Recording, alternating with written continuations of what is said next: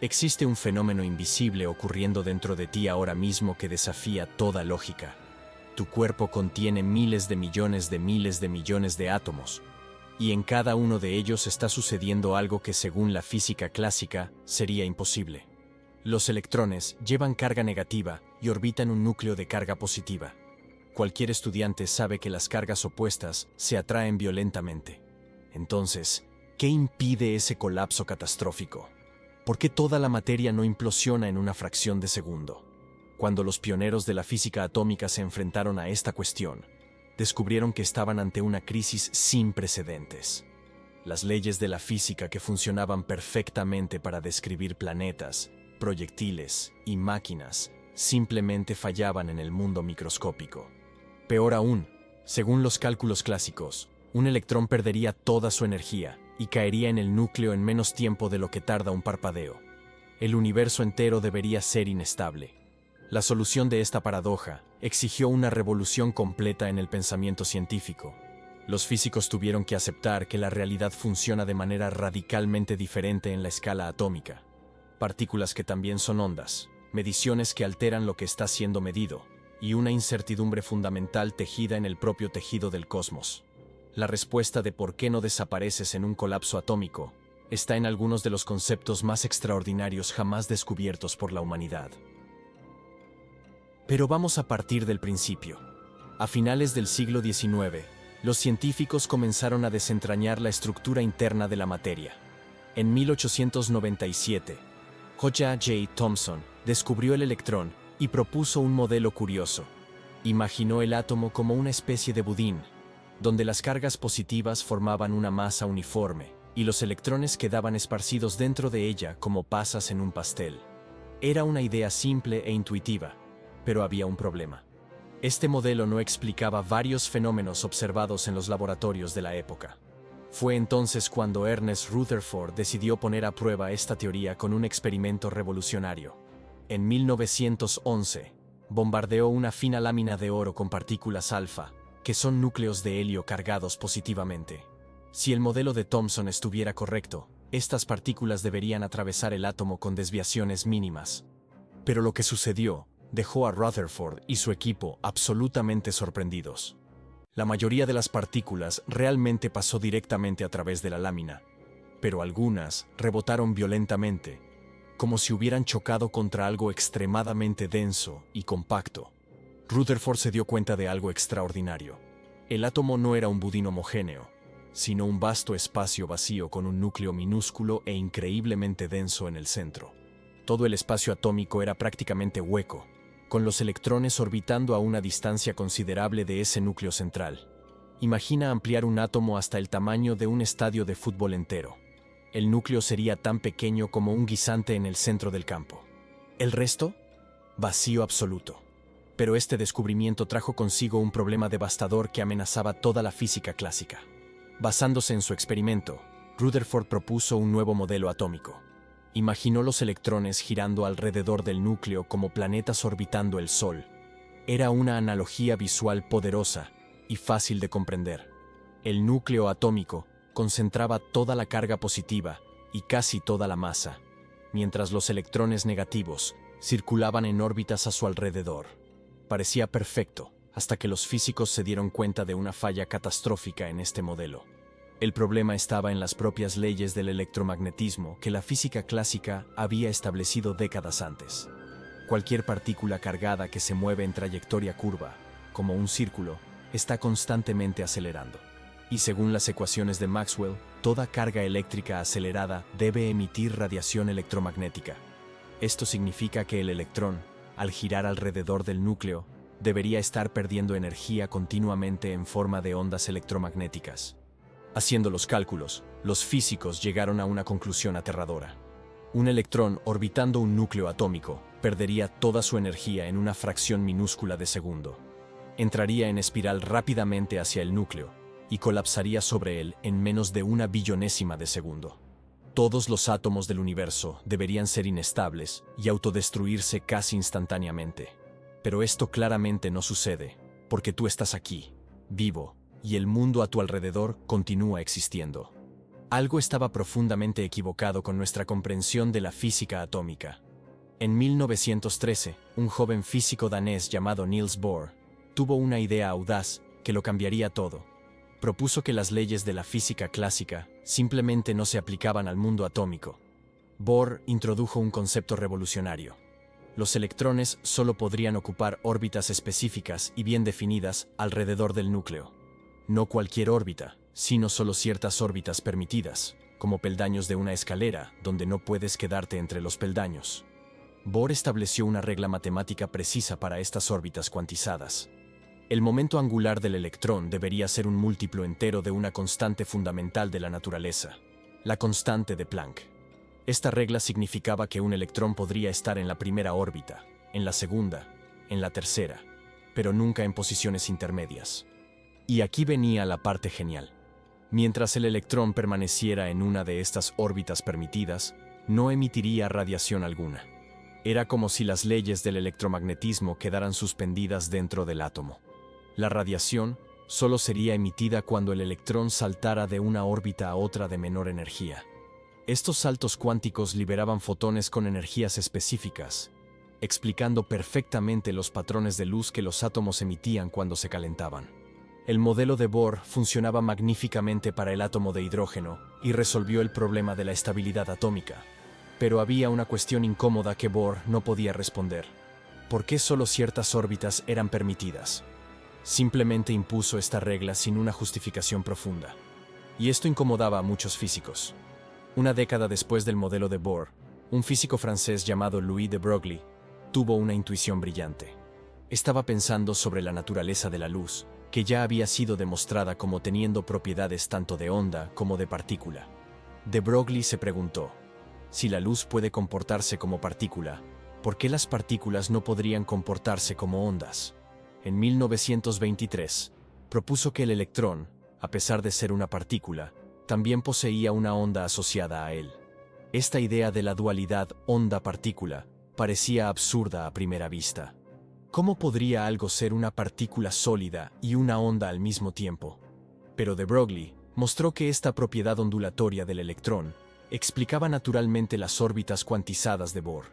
Para que un electrón permaneciera estable en una órbita, la onda asociada a él necesitaría formar una onda estacionaria, como las ondas que ves en una cuerda de instrumento musical vibrando. Si la onda no se cerrara perfectamente al completar la órbita, interferiría destructivamente consigo misma y desaparecería. Esta condición de onda estacionaria solo se satisfacía para ciertos valores específicos de radio orbital. Era como si el electrón fuera una onda que necesita caber perfectamente alrededor del núcleo, y solo ciertos tamaños de órbita permitían ese encaje perfecto. De repente, las órbitas cuantizadas de Bohr dejaban de ser una regla impuesta arbitrariamente y pasaban a ser una consecuencia natural de la naturaleza ondulatoria del electrón. Pero, ¿será que los electrones realmente se comportaban como ondas? ¿O esto era solo matemática abstracta? La teoría de Broglie era fascinante, pero la ciencia exige pruebas concretas. En 1927, dos físicos estadounidenses, Clinton Davisson y Lester Germer, realizaron un experimento que cambiaría para siempre nuestra comprensión de la materia. Dirigieron un haz de electrones contra la superficie de un cristal de níquel y observaron cómo estos electrones eran dispersados. Si los electrones fueran solo partículas, deberían rebotar en todas las direcciones de forma aleatoria. Pero lo que sucedió fue completamente inesperado. Los electrones formaron patrones de interferencia característicos, exactamente como las ondas de luz hacen cuando pasan por rendijas o superficies cristalinas. Estos patrones de difracción solo podrían surgir si los electrones estuvieran realmente comportándose como ondas durante el experimento. Era la prueba definitiva de que de Broglie tenía razón. El electrón no era solo una partícula minúscula y sólida, sino algo que poseía propiedades ondulatorias reales y mensurables. Este descubrimiento confirmó que el mundo cuántico era fundamentalmente diferente del mundo macroscópico que experimentamos en el día a día. Los electrones tenían una naturaleza dual, comportándose como partículas en ciertas situaciones y como ondas en otras. Las órbitas cuantizadas ahora tenían sentido completo. Eran consecuencia directa de esta naturaleza ondulatoria. Pero incluso con todo este progreso, todavía había una cuestión más profunda. Si las órbitas están cuantizadas por la naturaleza ondulatoria del electrón, ¿qué sucedería en el límite extremo, cuando n se aproxima a cero? Por las ecuaciones del modelo de Bohr, si n fuera cero, el radio de la órbita también sería cero. El electrón estaría exactamente donde está el núcleo. Pero esto no sucede en la naturaleza. El electrón en el hidrógeno ocupa la primera órbita, con n igual a 1. Y simplemente no desciende más allá de eso. Aun siendo atraído por la carga positiva del núcleo con una fuerza enorme, existe un límite inferior infranqueable. Las ecuaciones describen este límite matemáticamente, pero no explican el motivo físico profundo detrás de él. La respuesta estaba en un principio aún más fundamental de la mecánica cuántica. Un principio que no solo explica por qué existe este piso de energía, sino que redefine completamente lo que significa localizar una partícula en el espacio. Y quien descubrió esto fue un físico alemán, cuya idea cambiaría para siempre nuestra comprensión de la propia naturaleza de la realidad.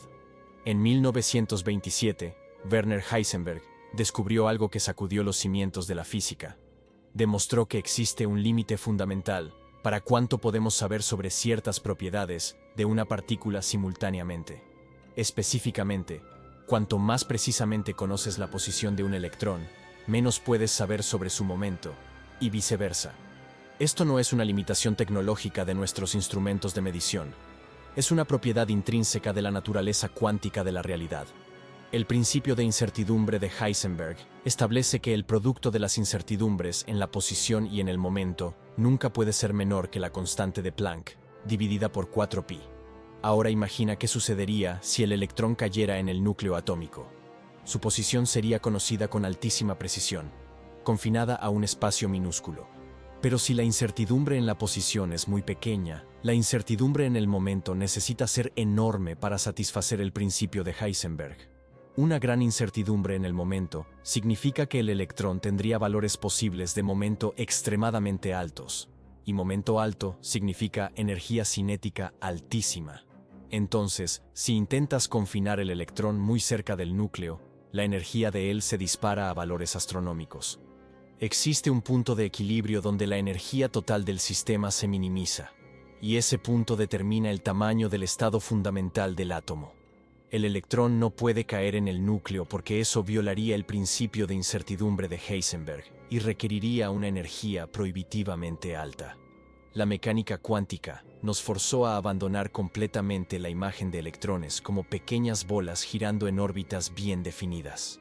En la visión moderna de la física atómica, el electrón no posee una trayectoria específica como un planeta alrededor del Sol.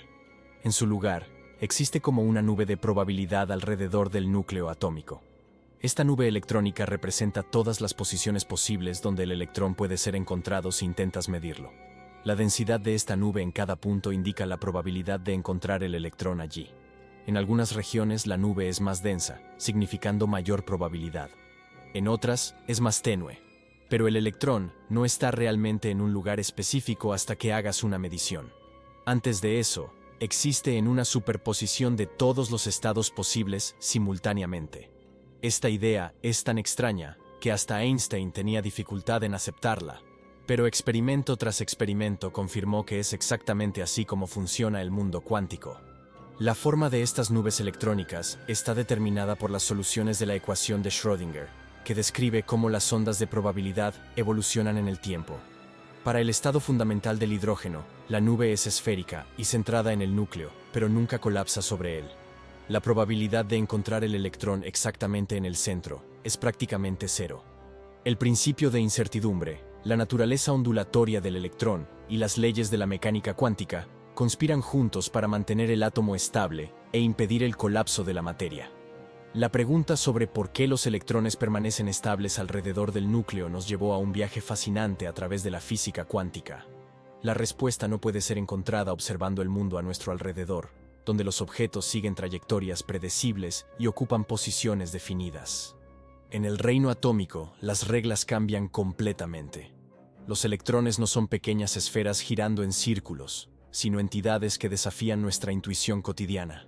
3 pilares sostienen la estabilidad atómica: la cuantización de la energía que permite solo estados específicos, la dualidad onda-partícula que transforma el electrón en algo mucho más complejo que una simple partícula, y el principio de incertidumbre que establece límites absolutos sobre lo que podemos conocer simultáneamente. Intentar forzar un electrón hacia dentro del núcleo es como intentar comprimir algo que se vuelve más energético cuanto más lo confinas. La naturaleza estableció una barrera infranqueable. Gracias a estas leyes contraintuitivas de la mecánica cuántica, el mundo material existe. Cada átomo en tu cuerpo, cada molécula de aire que respiras, cada estrella en el cielo permanece intacta gracias a estos principios fundamentales. Vivimos sostenidos por fenómenos que parecen imposibles a primera vista, pero que son absolutamente esenciales para la existencia de todo lo que conocemos. La estabilidad de la materia es uno de los mayores triunfos de la física cuántica. El misterio que exploramos hoy es solo una puerta de entrada a un universo de fenómenos aún más sorprendentes. Si quieres continuar esta exploración por los fundamentos de la realidad, no dejes de suscribirte al canal. Hay mucho más por descubrir sobre cómo funciona realmente el universo en sus escalas más fundamentales.